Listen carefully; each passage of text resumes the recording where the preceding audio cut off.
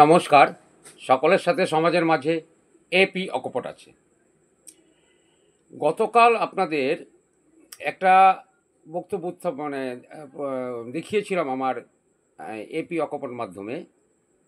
সেটা হচ্ছে গত পরশু দিন হুগলির কোন্নগরে রবীন্দ্র ভবনে যে পশ্চিমবঙ্গের প্রাক্তন মুখ্যমন্ত্রী এবং সিপিআইএম পলিট ব্যুরো সদস্য বুদ্ধদেব ভট্টাচার্য এবং সিপিআইএম পলিট ব্যুরো সম্পাদক সীতারাম ইয়াচুরি, বুদ্ধদেব ভট্টাচার্য দীর্ঘদিন অসুস্থতা ছিলেন, কিন্তু সীতারাম ইয়াচুরি আচমকাই প্রয়াণ হয়, তার মৃত্যু হয়। তাদের স্মরণে হুগলির কোন্নগরে রবীন্দ্র ভবনে একটা আলোচনা সভা চলছিল। গতকাল আপনাদের আমি এসএফআই সর্বভারতীয় সম্পাদক সৃজন ভট্টাচার্যের বক্তব্য শুনিয়েছি। আমি গতকালও বলেছি, আজকেও যেটা বলছি, দেখুন, ভারতবর্ষ তথা পশ্চিম, বিশেষ করে এখন পশ্চিমবঙ্গের রাজনীতির ক্ষেত্রেই বলি, বিরোধী দলনেতা শুভেন্দু অধিকারী তৃণমূল কংগ্রেস থেকে বিজেপিতে আসার পর বেশ তেরেফুরে একটা তার সবসময় অ্যাগ্রেসিভ পলিটিক্সটা আমরা দেখতে পাই। আবার বিজেপির বর্তমান যে সদ্য নির্বাচিত রাজ্য সভাপতি শ্রমিক ভট্টাচার্য সাংসদ, তাকেও আমি খুব কাছ থেকেও চিনি, বিদগ্ধ ভালো বক্তা। তৃণমূল কংগ্রেসেরও বেশ কিছু আছেন নেতৃত্ব বা উঠতি নেতা, তারা ভালো বক্তা। কিন্তু আইনসভায়, পশ্চিমবঙ্গ থেকে আইনসভায় শূন্য থাকা, মিয়ে পড়া বামেদের বা তথা সিপিআইএম পার্টি, তাদের ছাত্র যুব সংগঠনের বেশ কিছু তরুণ নেতৃত্ব যেমন খুব উঠে এসছে, এবং তাদের যেমন রাজনৈতিক এবং সামাজিক প্রেক্ষাপটে যে তাদের যে গঠনমূলক বক্তব্য, সেটা আপনি যে রাজনীতি করেন না কেন, যে দলের সমর্থনই হয়ে থাকুন না কেন, সবারই শোনার একটা শোনা উচিত, আমাদের পক্ষ থেকে মনে হয়েছে। আর শুনুন, রাজনীতি করতে গেলে বিরোধী পক্ষের কথা শুনতে হবে, না হলে আমি তাকে যুক্তিতর্কে তথ্যের ভিত্তিতে তার বিরুদ্ধে আমাকে সেরকম বক্তব্য উপস্থাপন করতে হয়। আজকে আপনাদের শোনাবো এই বাম সিপিআইএমের এই তরুণ নেতা প্রতীকুর রহমান, যিনি ডায়মন্ড হারবার থেকে অভিষেক ব্যানার্জির বিরুদ্ধে লোকসভা কেন্দ্রে ভোটেও দাঁড়িয়েছিলেন। সেখানে তো জানেন কি রেজাল্ট হয়েছে না হচ্ছে সকলেই, সেটা পরের কথা। কিন্তু এই প্রতীকুর রহমান, এই ছেলেটি যে ধরনের বক্তব্য উপস্থাপন করে, আমরা অনেকে মনে হয় একটা বেশ যুক্তি এবং তথ্যের ভিত্তিতে, এবং তার বক্তব্যের মধ্যে একটা সুস্পষ্ট ভাবধারা তুলে ধরা যায়। আজকে আমি আপনাদের দেখাবো সেই প্রতীকুর রহমানের বক্তব্য। দেখতে থাকুন। সকলের সাথে সমাজের মাঝে এপি অকপট আছে। সুচিকিৎসার বিশ্বস্ত প্রতিষ্ঠান ঘোষ মেডিকেল, পালেশ্বরী সুপারমার্কেট, পালপাড়া। শারদ শুভেচ্ছায় কাকলি জুয়েলার্স, চাকদহ থানার মোড়। হলমার্ক গহনার বিশ্বস্ত প্রতিষ্ঠান, আজই আসুন কাকলি জুয়েলার্স। এই অংশের সৌজন্যে অমৃত শাড়ি মহল, চাকদহ টাউন প্ল্যাটফর্ম, রেল কেবিনের পাশে, শাড়ির সম্ভার। সভাপতি, নেতৃত্ব ও কংগ্রেস। ছোটবেলায় একটা কবিতা পড়েছিলাম রবীন্দ্রনাথ ঠাকুরের, পুরাতন ভৃত্য। ভূতের মতো চেহারা যেমন, নির্বোধ অতি ঘোর, যা কিছু চুরি যায় গিন্দি বলেন, কেষ্টা কাটাই চোর। এখন তৃণমূলের সময় পরিবর্তন হয়েছে, এখন তো আর পুরাতন ভৃত্য লেখা যাবে না, নতুন ভৃত্য লেখা হচ্ছে। গোটা পশ্চিমবঙ্গের জনগণ বলছে গিন্নি কেষ্টা বেটাই চোর, কেষ্টা চুরি করছে। গিন্নি বলছে না, কেষ্টা বেটা চোর না। আমরা কবিতা লাইনে পড়েছিলাম, এক খান দিলে 3 খান করে আনে, বাকি 2 খান কোথা রাখে তা কে জানে। কিন্তু তৃণমূলের জমানায় যদি রবীন্দ্রনাথ ঠাকুর বেঁচে থাকতেন, অবশ্যই এই কথাটা লিখতেন যে 1 খান চাকরির টাকা যদি কুন্তলের কাছে দেয়া যায়, 3 খান করে 1 খান ভাইবোর কাছে যায়, 1 খান কালীঘাটের কাকুর কাছে যায়। রবীন্দ্রনাথ ঠাকুর বেঁচে থাকলে অবশ্যই লিখতেন। তিনি হয়তো সে যুগে চেষ্টা কোথায় রাখেন, লুকিয়ে রাখেন, খুঁজে পাননি, কিন্তু এই যুগে যদি বেঁচে থাকতেন অবশ্যই লিখতেন। বান্ধবীর খাটের তলায়, বাথরুমের মধ্যে, জীবন কৃষ্ণের পুকুরের মধ্যে, ভাইপোর গোডাউনে, গোটা পশ্চিমবঙ্গে চুরি, দুর্নীতি, লুট, এই লুটেরা রাজত্ব কায়েম করেছে পশ্চিমবঙ্গের মানুষ।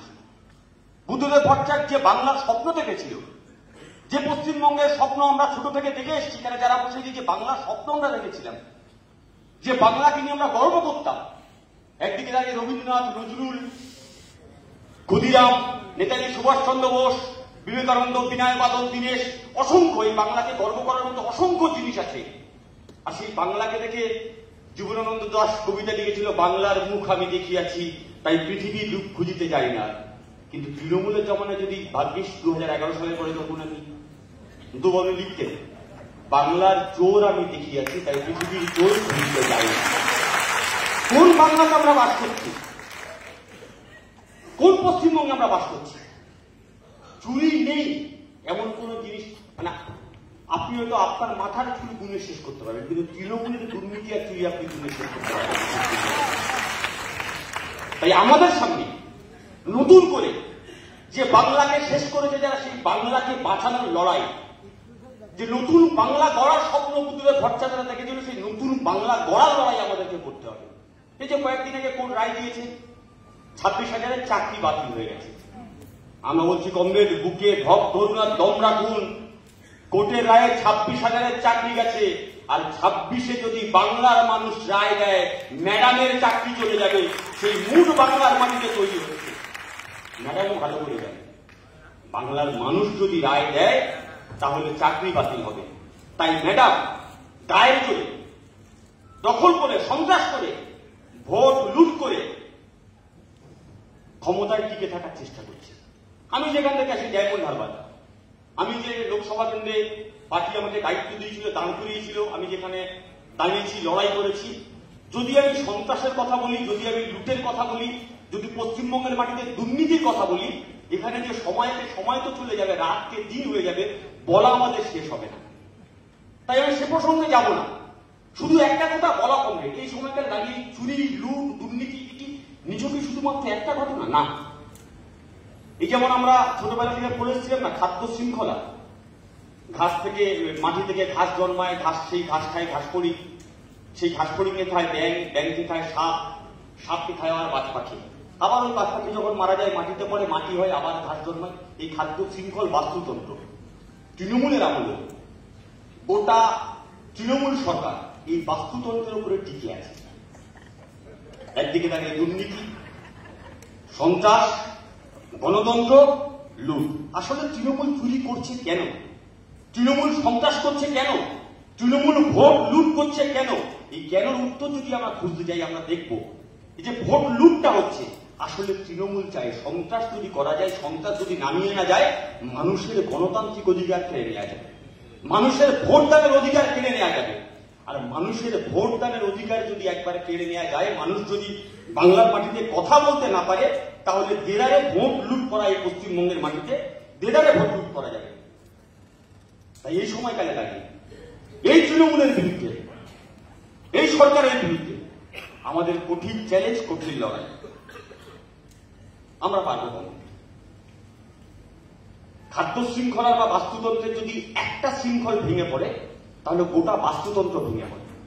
এই হলের মধ্যে আমরা যারা বসে আছি, এই বাংলার অসংখ্য মানুষ যারা আজকে এই হলের মধ্যে নেই কিন্তু তাকিয়ে আছে, এই ঝান্ডাটার দিকে, লাল ঝান্ডাটার দিকে, শহীদের শাহাদাতের এই লাল ঝান্ডাটার দিকে তাকিয়ে আছে, যে হ্যাঁ এরা লড়াই করছে, এরা লড়তে পারবে, আমরাই পারবো কমবে।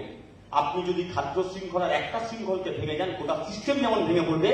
আর আপনি যদি একবার তৃণমূলের সন্ত্রাসের শৃঙ্খলকে ভেঙে দেন, এই পশ্চিমবঙ্গে তৃণমূল তাসের ঘরের মতো ভেঙে পড়বে, কেউ তৃণমূলকে বাঁচাতে পারবে না।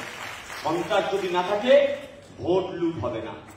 ভোট লুট না হলে পাড়ায় পাড়ায় দুর্নীতি হবে না। পাড়ায় পাড়ায় দুর্নীতি না হলে ওই লুটের টাকা দিয়ে আবার দুর্নীতিতে, আবার সন্ত্রাসের কাজে ব্যবহৃত করতে পারবে না। তাই এখন সময় কম দেন, এই সন্ত্রাসের বিরুদ্ধে রুখে দাঁড়ানোর, লড়াই করা। ইতিহাসের পাতা হইতে দেখে নিন, শাসক যতবার ভয় পেয়েছে, ততবার আক্রমণ নামিয়ে আনে মানুষের উপরে। সে ইংরেজদের সময় জেনারেল ডায়ার হতে পারে, জালিয়ানওয়ালাবাগে নির্বিচারে অসংখ্য মানুষকে গুলি করে খুন করলো, হত্যা করলো। ভেবেছিল বোধহয় গোটা ভারতবর্ষের মানুষ এই নৃশংস হত্যাকাণ্ড থেকে আতঙ্কে শিউরে উঠবে, আর কেউ ইংরেজদের বিরুদ্ধে রাস্তায় নামবে না। কিন্তু ইতিহাসের পাতা উঠতে দেখে নিন, যেদিন ডায়ার গুলি চালিয়েছিল ওই জালিয়ানওয়ালাবাগের নৃশংস ওই নিরীহ মানুষের উপরে, তারপর দিন একটা ছোট্ট কিশোর বয়সী ছেলে স্কুলে যাওয়ার নাম করে স্কুলে না গিয়ে হাতে ব্যাগ নিয়ে ওই জালিয়ানওয়ালাবাগে গিয়ে ওই শহীদের রক্তে ভেজা মাটি হাতের মুঠোতে নিয়ে মুষ্টিবদ্ধ হাত নিয়ে শপথ করেছিল ইংরেজদের বিরুদ্ধে লড়াই করতে হবে, লড়াই আমাকে করতেই হবে। আর তার কয়েক বছর পরে ওই কিশোর যখন যৌবনে পা দিয়েছিল, যখন পার্লামেন্ট অ্যাসেম্বলি হলে একটা কালা কানুন নিয়ে আসার চেষ্টা করছিল ইংরেজ সরকার, আর সেই সময় ওই কিশোর জোরে শব্দ করবার জন্য বোমা ছুড়ে, আর ওই বিখ্যাত কোটেশন বলেছিল, শাসক যখন বধির হয় শাসককে ঘুম ভাঙানোর জন্য জোরে আওয়াজ করতে হয়। এই সরকার ঘুমিয়ে আছে, তাই এই সরকারের ঘুম ভাঙানো প্রয়োজন। পার্লামেন্টে বোমা নিক্ষেপ করেছিল আর ইনকলাব জিন্দাবাদ স্লোগান দিয়েছিল। আজকের দিনে দাঁড়িয়ে ইতিহাস সাক্ষী আছে, সেই ইনকলাব জিন্দাবাদ স্লোগান গোটা ভারতীয় উপমহাদেশের স্লোগান হয়েছে। আর আজকে যদি আমরা এই হলের মধ্যে যারা বসে আছে, হলের বাইরে যারা আছে, আমরা যদি একবার ওই শাসকের রক্ত চোখের বিরুদ্ধে যদি একবার উঠে দাঁড়াতে পারি, ওই শাসকের কোমর ভেঙে যাবে, শাসক উঠে দাঁড়াতে পারবে না। ম্যাডাম বলেছিল না, যখন বিধানসভা সেশন চলে, চুপ মুখে লিকুপাস লাগিয়ে বসে থাকো, এই আমাকে চমকাবেন, আমার চোখ লাল করবে না। ম্যাডামের চোখে চোখ রেখে বলতে হবে, ম্যাডাম আপনি যত চোখ লাল করবেন, বাংলার মানুষ তত লাল ঝান্ডাকে শক্ত করে ধরবে।